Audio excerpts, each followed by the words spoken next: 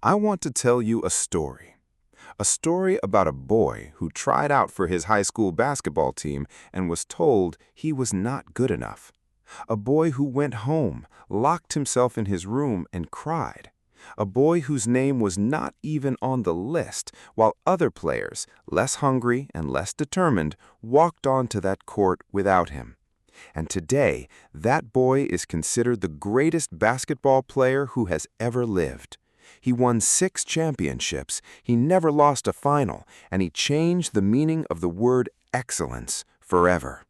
His name is Michael Jordan, and his story will change how you think about failure, about competition, and about what happens when you turn rejection into the most powerful fuel on earth. Chapter 1: The Boy from Brooklyn. Michael Jeffrey Jordan was born on February 17, 1963, in Brooklyn, New York. His family moved to Wilmington, North Carolina when he was a toddler. His father, James Jordan, worked at an electric plant. His mother, Dolores Jordan, worked at a bank. They were a working-class family with 5 children. There was love in that house, there was discipline, and there were rules. James Jordan was the kind of father who believed that nothing in life came free. He taught his children to work for everything. He pushed them, he challenged them, and he never let them feel sorry for themselves. If Michael lost a game in the backyard, his father did not comfort him. He told him to get better. That was the Jordan way. Michael was competitive from birth, not just in basketball, in everything. Card games, board games, races to the mailbox. He hated losing more than he loved winning. His older brother Larry was shorter but incredibly athletic, and the two of them would battle each other in the backyard for hours. Those one-on-one games against Larry were Michael's first training ground. Every loss to his brother made him angrier. Every anger made him work harder. But here's the thing. Michael was not a natural prodigy. He was not the tallest kid, he was not the fastest, he was not the most skilled. In his early teenage years, he was average, good enough to love the game, not good enough to stand out. The lesson of this chapter is foundational. Greatness is not born, it is built, and it is built by people who refuse to accept being average. Chapter 2: The Cut. In 1978, Michael Jordan was a sophomore at Emsley A. Laney High School. He was 15 years old. He tried out for the varsity basketball team. He practiced hard. He gave everything he had. And when the list was posted on the gymnasium wall, his name was not on it. He was cut. The coach chose another player, a taller kid named Leroy Smith. Michael was sent to the junior varsity team instead. To a 15-year-old boy who lived and breathed basketball, it felt like the end of the world. He went home that day and cried in his bedroom. He was devastated. He was humiliated. He felt like he had been told, publicly, that he was not good enough. But something happened in that room. Something shifted inside him. The pain did not destroy him. It transformed him. He made a decision in that moment that would define the rest of his life. He decided that no one would ever cut him from anything again. He joined the junior varsity team and dominated. He woke up at 6 in the morning to practice before school. He stayed after practice until the gym closed. He worked on his game with a fury that his coaches had never seen in any player. By the next year, he was on varsity, and he was unstoppable. The lesson of this chapter is the engine of Michael Jordan's entire career. Rejection is not a verdict. It is an invitation to become so good that no one can ever deny you again. Chapter 3: The Rise. By his senior year of high school, Michael Jordan was one of the best players in North Carolina. He was recruited by some of the best college programs in the country. He chose the University of North Carolina at Chapel Hill, one of the most prestigious basketball programs in America, coached by the legendary Dean Smith. As a freshman, Michael was good, but no one expected what happened next. In the 1982 NCAA championship game, with his team trailing Georgetown University in the final seconds, the ball came to Michael Jordan.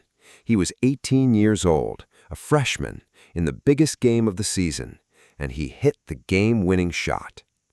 That shot changed his life. It put him on the national map. It gave him confidence that he belonged among the best. But more importantly, it showed him what was possible when preparation meets opportunity. He had practiced that shot thousands of times in empty gyms, and when the moment came, his body knew what to do. After 3 seasons at North Carolina, Michael entered the 1984 NBA draft. The Chicago Bulls selected him with the 3rd overall pick. Not the 1st, not the 2nd. 2 teams passed on him. He remembered their names. He remembered everything. The lesson of this chapter is about preparation. The shot that changes your life will come, but it will only go in if you have practiced it 1,000 times when no one was watching. Chapter 4. The Hunger. Michael Jordan entered the NBA like a storm. In his very first season, he averaged 28 points per game. He was named Rookie of the Year. He was selected for the All-Star game. The world could see that he was special. But Michael did not care about individual awards. He cared about one thing only: winning championships. And for years, he could not win one. The Detroit Pistons, known as the Bad Boys, physically punished him every time the Bulls faced them in the playoffs. They created a set of defensive rules called the Jordan Rules, designed specifically to stop him. They pushed him, they hit him, they knocked him to the floor again and again, and for 3 straight years they eliminated the Bulls from the playoffs. Michael was frustrated. He was angry. People started to whisper.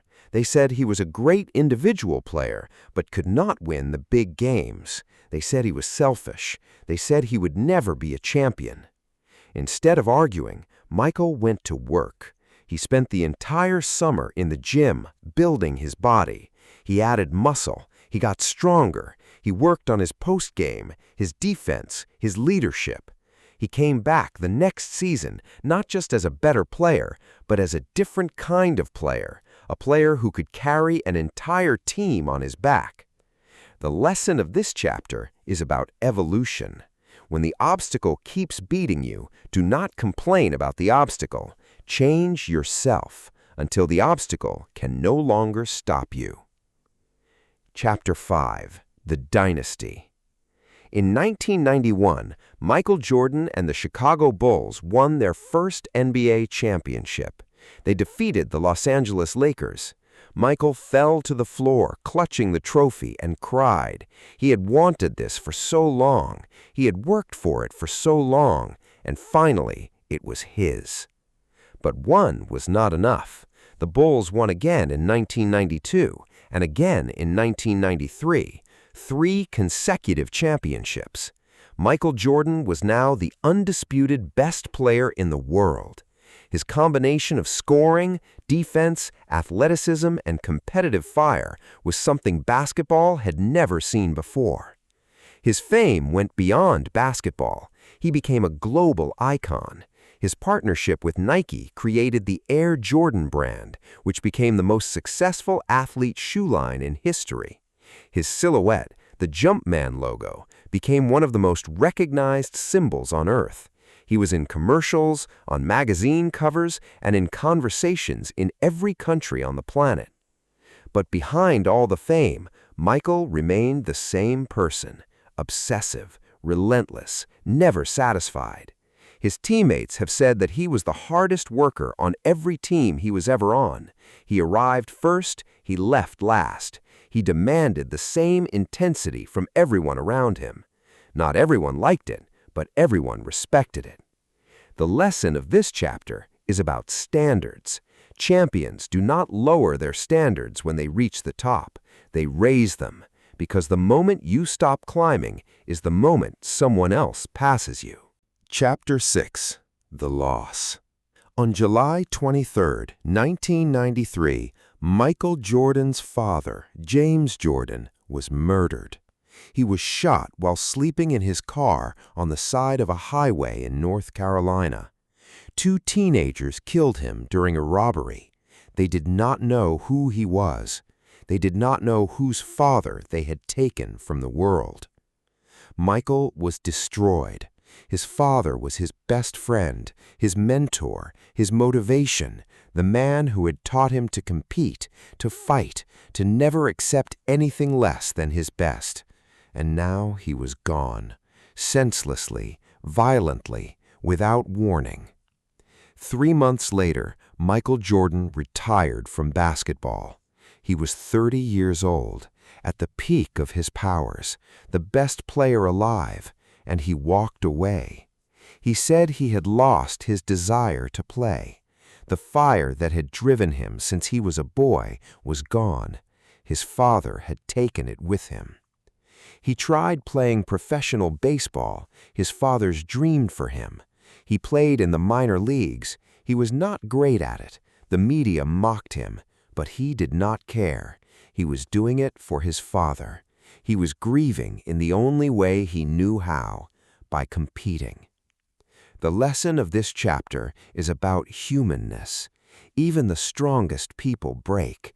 Even the greatest champions have moments when the fight leaves them. That is not weakness. That is being human. What matters is what you do after the breaking. Chapter 7. The Return.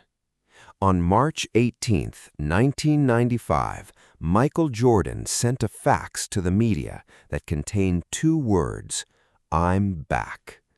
He returned to the Bulls midway through the season. He was rusty at first. He had been away for nearly 2 years. People wondered if the magic was gone. Defenders tested him. Opponents talked. The basketball world held its breath. The answer came quickly.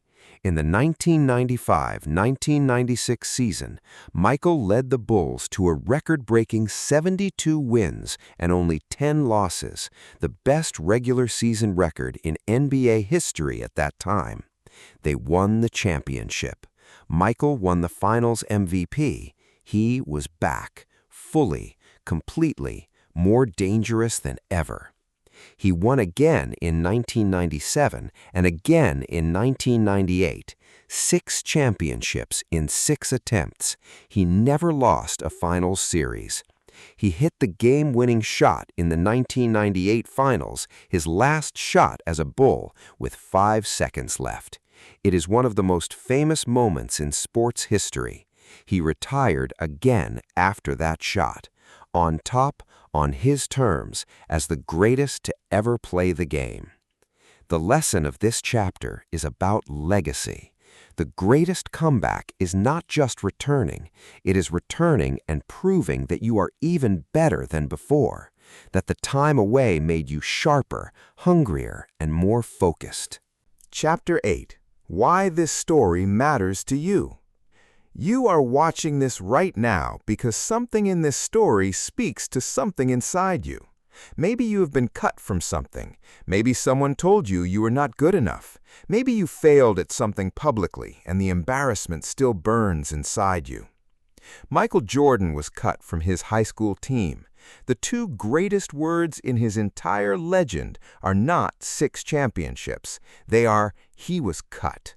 Because without that moment of rejection, without that pain, without those tears in his bedroom, there would be no dynasty, there would be no Jumpman, there would be no greatest of all time. So let me ask you this. What is the rejection that is still burning inside you? What is the failure that you have been carrying like a weight? What if I told you that this moment, this exact thing that feels like your worst chapter, is actually the fuel for your greatest chapter? You have a choice. You can let rejection define you. You can let it make you smaller, quieter, more afraid. Or you can do what Michael Jordan did. You can let it make you angry. Not destructive angry, constructive angry. The kind of anger that wakes you up at 5 in the morning, the kind that keeps you working when everyone else has gone home. Here's what you can do right now.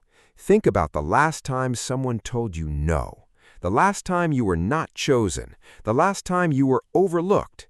And instead of hiding from that memory, use it, write it down, put it somewhere you can see it every day, and let it remind you every single morning that you have something to prove.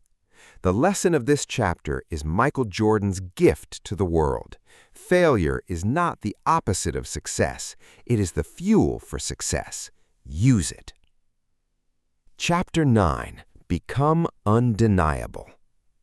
Michael Jordan was not supposed to be the greatest basketball player of all time. He was cut from his team. He was not drafted first. He lost in the playoffs for years. His father was taken from him. He walked away from the game, and he still became the standard by which every athlete is measured. He did not do it because the world handed him anything. He did it because he took what the world denied him and used it as motivation to become undeniable. So undeniable that no list could leave him off, no coach could cut him, no defender could stop him, no conversation about greatness could happen without his name. You have that same power inside you. The power to take every no and turn it into fuel. The power to take every doubt and turn it into drive. The power to wake up every day and choose to be better than you were yesterday.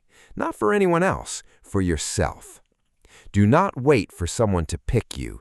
Pick yourself. Do not wait for someone to believe in you. Believe in yourself so loudly that the world has no choice but to agree. Do not wait for the perfect moment. The perfect moment is created by people who start when the moment is far from perfect. Become so good that they cannot ignore you. Become so consistent that doubt has no room to breathe. Become so relentless that the people who once said no will wish they had said yes. Your story is not over. The best chapters have not been written yet. I'll see you in the next video.